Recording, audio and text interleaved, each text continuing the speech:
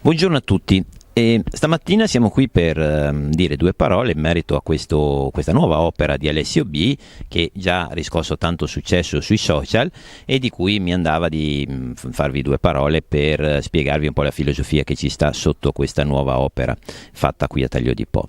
Allora, sappiamo che Alessio B un mesetto fa ha realizzato una grande opera d'arte presso l'asilo nido qui di Taglio di Po, l'asilo nido Girasole. E Alessio B, che era stato, quando è stato contattato, in realtà gli avevamo chiesto un pacchetto completo che comprendesse anche quest'opera qui che vedete alle mie spalle. E quest'opera alle mie spalle che ha un motivo di essere qui. Allora, probabilmente molti di voi ricordano che questo muro è stato, diciamo così, tra virgolette, diroccato o comunque malmesso per tanto tempo. Durante il periodo del Covid l'abbiamo riqualificato completamente. Perché? Perché qui abbiamo deciso, quando abbiamo aderito al progetto di Consvipo, di creare la zona per la ricarica delle auto elettriche. Quindi questo muro in questo momento è un muro, tra virgolette, anche abbastanza importante, è di fronte alla biblioteca comunale e allo stesso tempo è in un posto che dovrebbe dare un'immagine, un segnale green del nostro comune, come ne stiamo già dando tanti da tanto tempo.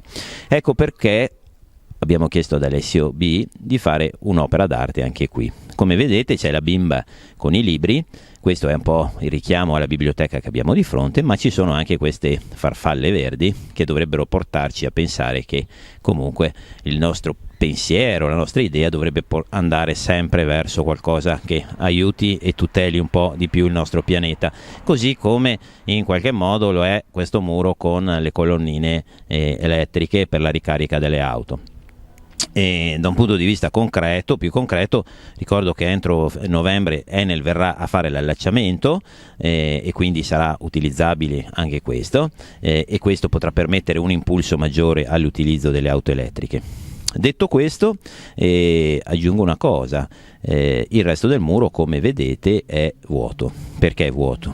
È vuoto perché l'obiettivo che abbiamo è anche quest'anno, così come abbiamo fatto gli anni precedenti, quando, così come tutte le volte, abbiamo coinvolto degli artisti con dell'arte, l'abbiamo fatto coinvolgendo anche la scuola media, normalmente le terze medie. L'idea che abbiamo e che avevamo era: Alessio B lascia una sua impronta su questo muro, il resto del muro vorremmo farlo dipingere, abbellire, insomma ci lavoreranno su le terze medie di Taglio di Po.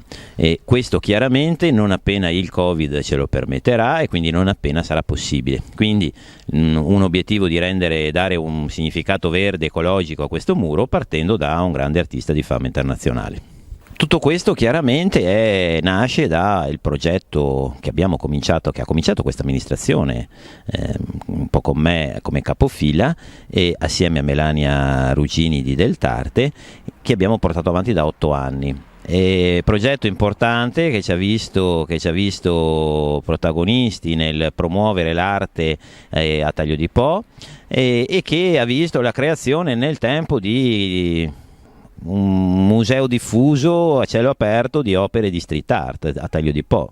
Ricordo così velocemente negli ultimi anni, 2016 quella nel parco giochi qui in piazza, 2017 l'abbiamo fatto sulla palestra Zanella in via Leonardo da Vinci, 2018 l'abbiamo fatto al villaggio Perl presso la piazzetta presso la piazzetta di Terza Strada e 2019 muro fronte associazioni edificio delle associazioni Piazza Venezia, 2020 asilo nido Girasole e questa qui. 2021 ve lo faremo sapere per tempo, perché comunque continueremo in questa riqualificazione anche di angoli e di zone che meritano un tocco di colore, un tocco di riflessione e credo che insomma queste esperienze stanno avendo apprezzamenti da parte di tutti.